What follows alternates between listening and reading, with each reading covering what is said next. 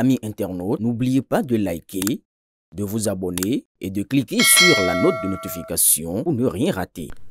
Présidentielle 2026, situation des 28 parrainages LD et Wadaï.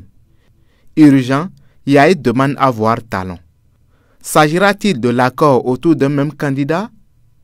Témoigner de l'affection au fils, au choix de quelqu'un tout en reconnaissant que cet enfant est également le sien, est le début d'une entente cordiale, voire même une symbiose. C'est le syllogisme qui se dégage des propos du patriarche Ousmane Batoko à sa récente sortie consécutive à l'annonce du choix de Wadaï pour porter les couleurs de la mouvance à la présidentielle de 2026. On peut donc conclure que rien de concret n'opposait les amis Talon et Batoko. Juste une petite incompréhension que le temps s'est occupé d'avaler et de digérer. La candidature du fils Romuald du patriarche Batoko est venue alors, tel du ciment d'Onigbolo, pour coller les gîtes des lézards de la division en politique. On peut donc par analogie établir le même rapport avec la demande du président du parti Les Démocrates de rencontrer le président Talon. Requête introduite dans cette conjoncture d'événements heureux dans l'écosystème politique béninois à travers cette candidature de l'Union, l'avenir promet une bonne lueur.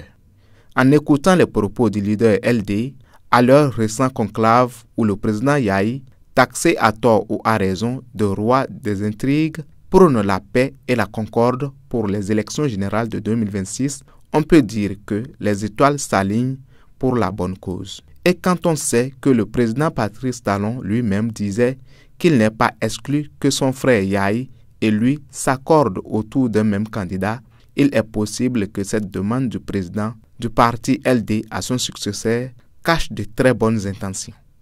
De tous les collaborateurs de l'actuel président, Romuald Wadaï est l'un des rares à avoir grâce aux yeux de tout le monde pour n'avoir jamais eu suffisamment de temps, très sollicité et préoccupé qu'il était par les questions du développement pour donner dans les intrigues politiques. La mouvance devrait donc remercier son leader, le président Talon, pour avoir consacré du temps à la préparation du jeune candidat.